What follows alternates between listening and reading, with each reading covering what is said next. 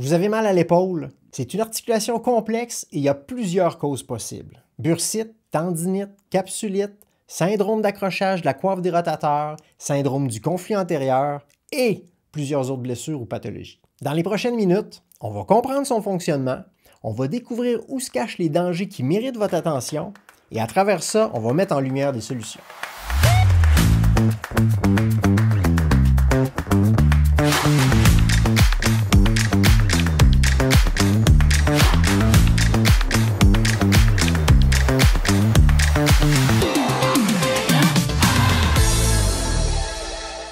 L'épaule est une des articulations les plus mobiles de notre corps, mais aussi potentiellement une des plus instables. Contrairement à une articulation comme le coude, qui fonctionne comme une charnière et permet le mouvement autour d'un seul axe, l'épaule nous permet de faire des mouvements dans toutes les directions et dans une très grande amplitude. En passant, quand on parle de l'épaule dans notre langage courant, on inclut souvent, sans le savoir, deux articulations. La première, c'est l'articulation entre l'humérus, le gros os de notre bras, et la scapula. La scapula, anciennement connue sous le nom d'omoplate, c'est l'os en forme de triangle qu'on a dans le dos, avec des parties qui viennent s'avancer jusqu'ici pour former l'épaule. Deux pointes osseuses, dont l'acromion qu'on sent juste ici, et un creux qu'on appelle la cavité glénoïdale. Tout ça, c'est un seul os, la scapula. Alors, la première articulation, appelée scapulo-humérale, c'est la jonction entre la tête de l'humérus, qui est une petite boule, et le creux dans la scapula. C'est une articulation qui est déjà très mobile. Elle peut bouger comme ça pour faire la flexion et l'extension. Elle peut bouger comme ça pour faire l'abduction et l'adduction.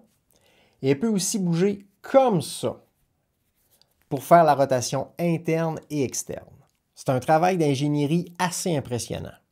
Pour la garder en place et contrôler tous ces mouvements-là, il y a beaucoup de ligaments et les tendons d'une dizaine de muscles dans un tout petit espace. Certains se faufilent même entre l'acromion et la tête de l'humérus. Il y a des bourses, qui sont des genres de coussins glissants pour diminuer la friction. Mais malgré ça, quand on bouge, il y a énormément de petites structures qui se déplacent, qui frottent ou qui peuvent être comprimées et créer de l'inflammation. Donc, on a déjà trouvé un premier danger, surtout si on fait des mouvements répétitifs. Avec cette première articulation, on bloque environ à cette hauteur-là. Pour aller plus haut, on se sert de la deuxième articulation. Je l'ai dit tantôt, la scapula, c'est l'os qu'on appelait avant l'omoplate et qui avance jusqu'ici pour former l'épaule. Ce que j'ai pas dit, c'est qu'elle n'est pas fixée directement sur notre squelette. Dans le dos, elle est flottante et peut glisser librement sur notre cage thoracique. Elle est retenue et contrôlée uniquement par nos muscles. Dans sa portion ici, elle est rattachée à la clavicule qui, elle, est rattachée à notre sternum. Alors, la clavicule et la scapula forment ensemble la ceinture scapulaire, qui est fixée en un seul point ici en avant et qui peut être déplacée de façon assez libre en faisant glisser la scapula. Si vous aimez mon contenu, abonnez-vous, mettez-moi un pouce et laissez un commentaire ou posez-moi une question. La ceinture scapulaire compte en fait 3 articulations, mais je vous épargne les détails par souci de simplicité. Je vais simplement parler de ceinture scapulaire. Elle permet de bouger notre épaule et de monter le bras au-dessus de notre tête. Gros avantage. Mais il y a encore un danger caché. Quand on lève le bras, la scapula doit suivre un certain mouvement synchronisé avec l'humérus. C'est ce qu'on appelle le rythme scapulo-huméral. Ça permet à l'acromion et aux autres structures autour de la cavité glénoïdale de suivre l'humérus. Mais si le mouvement de la scapula est mal synchronisé avec le bras, ça peut diminuer l'espace pour les tendons et causer compression, friction, inflammation. Même chose si on a une mauvaise posture, qu'on a les épaules enroulées vers l'avant et qu'on fait nos mouvements comme ça.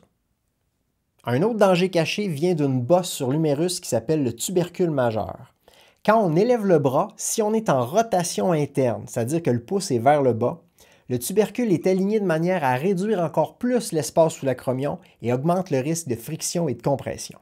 Par contre, si on fait une rotation externe, le pouce vers le haut, on éloigne le tubercule et on s'éloigne des problèmes. Un dernier danger. S'il y a un déséquilibre musculaire, par exemple si nos muscles pectoraux sont trop forts par rapport à nos dorsaux, ou que certains muscles de la coiffe des rotateurs ne sont pas assez forts pour faire leur travail de stabilisation, il est possible que la tête de l'humérus se retrouve décentrée sur la cavité glénoïdale. Ça risque encore une fois de réduire l'espace et causer compression et frottement.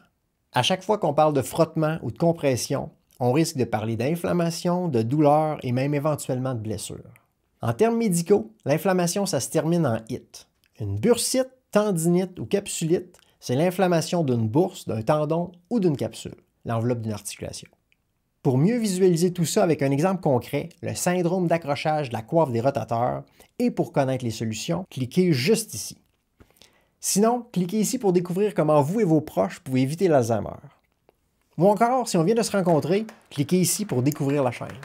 À tout de suite!